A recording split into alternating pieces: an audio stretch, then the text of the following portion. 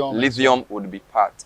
I think the opening question is, what lessons have we failed to learn from regular extractives that if we don't apply to this energy transition minerals, we would regret?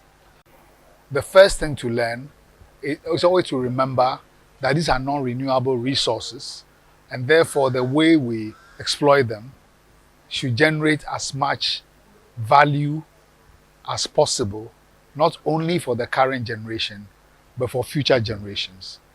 As much value as possible beyond revenue, but also the wider development of the economy. This is the lesson to learn from every country which has exploited its mineral resources for the advancement of their people and also the transformation of their economies. That means that the fixation with fiscal regimes is either misguided or overrated. Fiscal regimes are extremely important because at least on the raw mineral, you make sure that you get a return, because the other forms of value require additional investment. So as the owner of the resource, when it comes out of the ground, generally the country should get a share. The royalty is not based on profit or anything. It is that you've taken out X amount of mineral from the ground, give us X percent of it. And the reason why the lithium thing, if you remember, there was such a discussion about it, goes to the issue of critical minerals. Critical minerals are the minerals which have come into prominence and importance because of their role in generating renewable energy and allowing us to cut emissions from the burning of fossil fuels, and therefore would allow us to undertake the transition from dependence on fossil fuel to alternative renewable energy. So because of that, of course, they become very important and they become points of contestation. So lithium in Ghana has got that importance globally. And the thing about the royalty rate, therefore, is that with that premium on lithium, it is possible to also get a premium on the royalty that you collect on it. And this is not unique to Ghana. Other countries define regimes which seek to get a premium, or they consider to be the minerals that it is possible to get a premium on the royalty. The agreement with the Atlantic Lithium and its local subsidiary seems to have stalled. October 2023 was when the initial agreement was contemplated. For some parliamentary reasons, they couldn't sign. At the time, the opposition said that the 10% royalty rate was too high, and they also felt that we needed to lock in joint ventureships and possibly a local entity that can add value. A year and a half later, that party is in government, and they're telling us that the 10% is illegal, and we're not even sure if there's any commitment to setting up a JV or local processing. How did we get here? Well, I think we got here also because really there was a rush to develop an agreement for one company rather than to take time to develop a methodical long-term framework for how we are going to utilize our critical minerals. And don't forget that lithium is not the only critical mineral that we have in Ghana. We've been mining manganese for more than 100 years. This is one of the battery minerals. We've been mining bauxite for more than 80 years. Bauxite is aluminum is also listed as a critical mineral. So we have a number of them. And as we are sitting here, the Ghanaian public do not know the critical mineral policy that was announced by the last government. It is clear that that process was not completed, and yet there was a hurry to grant a lease to one company. I have no doubt that the hurry to grant the lease was driven by two related factors. Mineral policy in Ghana is still dominated by the prioritization of revenue. Secondly, as is often the case with agreements in this country, there were pressures, lobbies, that we need to get this thing out of the door, so the project can go on, we'll get revenue, it will signal to potential investors and so on. So there was not a comprehensive framework for this. Okay? So I can see how we arrived there. So the first thing is the absence of a fully thought through policy. And secondly, the rush with a particular contract, concession outside the context of a more thought through. So are you saying we require a critical earth mineral or critical minerals policy as different from a mining policy? Yes, because actually you can have a mining policy which governs the exploitation of minerals and of concessions granting and so on. But the use of minerals usually is not a mineral policy issue, but it's actually maybe an industrial policy issue, which is connected to how does trade policy affect your ability to invest in value addition, what skills do we need to be able to control. So there are a range of sectoral things which affect how you benefit from your minerals. But there's a core mining sector issue which has to do with your regime around how you exploit your minerals as minerals. So, and in some cases also, therefore, you have a special regime for minerals. So if you look in the Minerals and Mining Act, for example, they have carved out something like uranium as a mineral to be given a particular regime. When under Akufo-Addo, manganese and bauxite were taken out of the purview of the normal operation of the Minerals and Mining Act, and integrated companies were created. Okay, those are examples. More recently, the government handed over the whole, Akufo-Addo's government handed the whole of the Songo Lagoon to one company, controversially, but with the justification that will help set up a salt entity. So having a particular policy for a mineral or a subsector is not unique. So we are talking therefore about the clarity of the purpose and the instruments that you bring to bear on it. So if we are to move away from a fixation with just royalties and fiscal regimes, I think there are two big issues. The issue of local value addition, even possibly the structure of ownership of the exploiting entity, and then local value addition. As a leading think tank in the extractives, have you had the chance to review what this new government is contemplating with this company? I think just to make a simple and direct answer, the controversy about the royalty, we need to go back to what the law says. Just focus on the mining. Some years ago, the law had provision. This thing has evolved with time. Early on, we had a sliding scale from, I think, 3 to 12. So a depending percent. So depending on the mineral or the market conditions, this thing moved. It was reduced. And then it got fixed at 5%. That 5% was then taken out. The provision was taken out of the act, and was put in there that the royalty rate will be fixed by the minister from time to time. So this is a 2015 amendment of the law? Yes, thereabouts. Yeah. From time to time. Now, with that amendment, it meant that instead of there being, to give flexibility for quick response, because you don't have to change the whole legislation. So the idea is that the legislative instruments will be used to announce rates. But the impression was that there will be a single rate at any time or multiple rates, but it has to be legislated. I don't think it should be interpreted as laying the basis for rates in individual contracts, because this is something that there's an attempt to move away from, to allow, patronage, manipulation of rates for benefit of individual entities. So so Goldfields, for example, was given a sliding rate of 3 to 5%, which we questioned as illegal, because this was not fixed for every body. So if 5% was the operating rate, and you give a company 10%, or you desire to give a company 10% royalty rate, you need to go through the legal processes and have it in the legislative instrument. I don't think that the root of an individual contract having that rate in it is correct.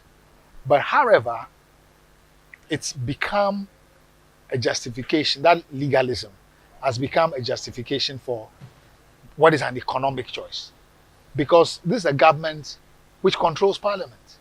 All he has to do is to pass a more broad-based legislation which allows that 10% rate. That's if they really want us to get 10%. Yes, because this is being presented as though the previous government signed 10% is illegal. So you are reverting to what is legal. Yeah, so if you, without thinking about what does Ghana get anyway. If it's and whose corner are you in? If it's legality, yes, it is very simple to take the. And the question is, whose law has been broken? So for me, the majority's attempt is a diversion. It's a red herring. It's a diversion. So, which is, and by the way, you've also said that we shouldn't overfixate on the royalty. Yes. Because you can give me royalties are not important. But if you can give me a 20% royalty and take everything else, and give me a 5% royalty and have other things. So my question is legitimate that, or it's the same question that, have we looked at the other issues around, say, for example, a local joint ventureship, a local entity that does processing? Should we not look at the agreement holistically? Royalty, value addition, ownership, and then be able to say, this is the best deal for Ghana. Absolutely. But you see, the headline announcement was that there will be processing. But what they agreed with the company was that they will do a feasibility for whether processing will be possible. But in the meantime, they had already signed an off-taker agreement with a company in the US, which meant that there was a presumption that they will be able to export the mineral. And so, this off-taker is basically importing it from us unprocessed. Yes. So different messages. So there are political messages going out, and then there are economic relationships being set, with the company. So, but I think the coming back to the thing about having a holistic framework. I mean, there are a number of factors which go into this holistic thing. I mean, it is not every single deposit of a mineral that you exploit that you will be able to set up, say, an integrated process for, because the reserves may not be enough to support the investment for processing. So you may decide that maybe the best way to get additional value for that is how the supplies needed by the mine and its work, you strengthen the backward linkages. So the supplies to the mine, the procurement by the mine, for example, you can strengthen how the local content of that procurement as a way of integrating it with your economy. So there are different ways of getting more value than royalty from your mineral deposits through building linkages, a variety of linkages. You can even build the linkage by becoming a world-famous, having a world-famous R&D facility, research and development facility around that mineral and its possibilities. Okay? Well, let me just tell you what the company has said. So, Ahmed Salim Adam, general manager of the company that we've entered the lease agreement with, has said that the company concluded and submitted the results of a feasibility study on setting up a processing plant in Ghana, and that it did not make domestic processing explicitly mandatory. They found that the plant commercially was not viable, citing the absence of a local value chain, inadequate infrastructure, and the limited production volumes expected from Atlantic Ewoya mine. These were the three reasons. And he said we would need about 3 Ewoya mines to make local value addition feasible. Yes. Unquote. Yeah, I mean, it could be true. But the point to make, however, you see, is that what if we take that, it goes back to the point I'm making about the need for a comprehensive conception. Because you see, it's great to want to add value, but take our energy situation, for example. Energy is key. Okay, so you must have energy of a certain quality and other things which make the next stage possible. I mean, we had a presentation in this meeting here talking about our experiences. And one of the things that was said was China, for example, where they got to with their mineral processing, there was a 40-year horizon within which they got from where they started to where they are. I mean, China, of course, had some history before, but it's a good example of the long-termism. Because Indonesia has had an experience of also moving in a particular way. But you need to get all those bits and pieces in place. It's not enough to have an aspiration. The aspiration must be backed by a plan, okay? And the starting point, of course, is the volume and quality of your deposit. What about the argument that if we want to develop an integrated lithium processing, we will need at least 2 or 3 more companies to come in. And the best way to attract them is for the work at Awoya to begin. It's been 2 years. So even if you're giving them very generous terms, if that attracts others to come in, the conditions for setting up the integrated lithium processing could happen, right? As we speak, at the time the agreement was initially contemplated, the price of lithium was excess of $2,000. It's now around $1,300. So clearly, we have lost some time. So there's an argument that we need to hasten, bring the first one in, prove the concept, and then over the long or medium term, this holistic thing you are contemplating can happen. Well, yes and no. Because what we have experienced in many places, and also in Ghana here, if you give A certain terms, B will certainly say, I want those terms also.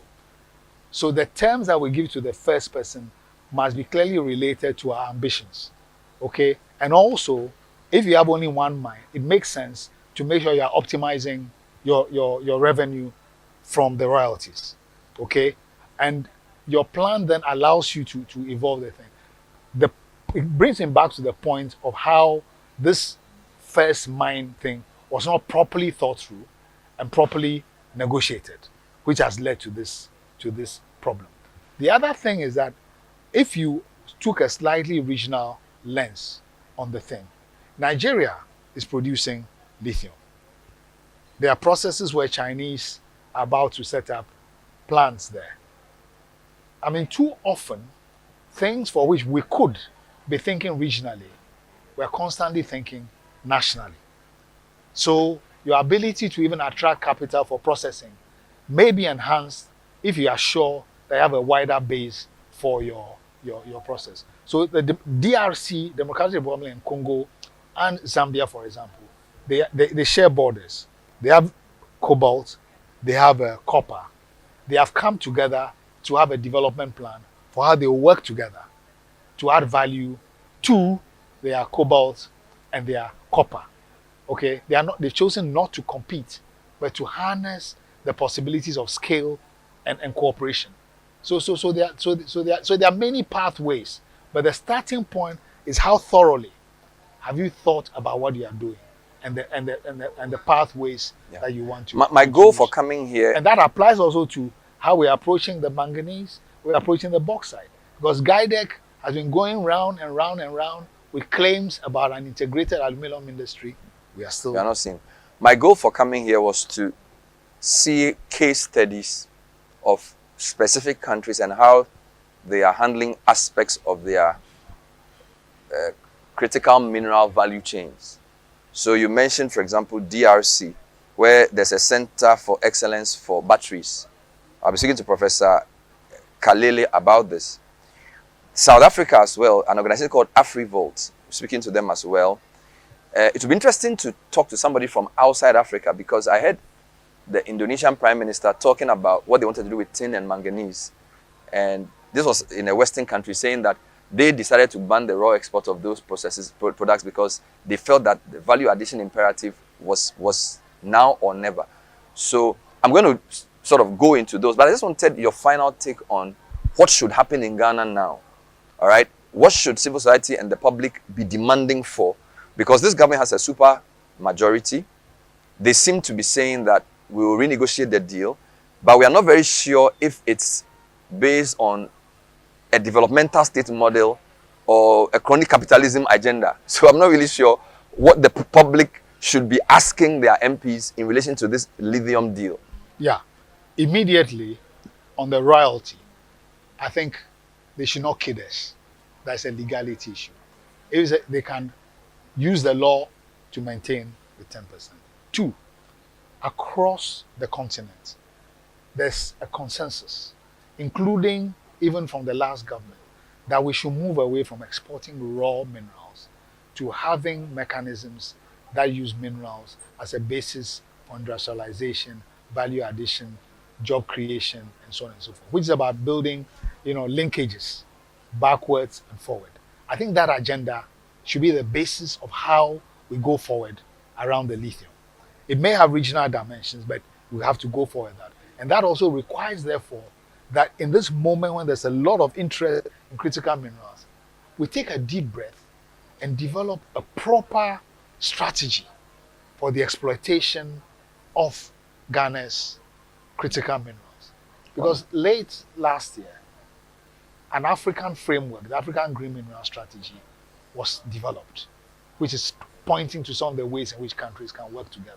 Right. If you look at what some countries have developed for themselves, the quality and depth of work which has gone into it, it lays the basis not only for your mineral policy, for your mineral, but how minerals can contribute to an economic-wide transformation, which is why our conference is around this issue of how the energy transition, which requires the use of critical minerals, is also an opportunity for advancing Africa's structural economic transformation.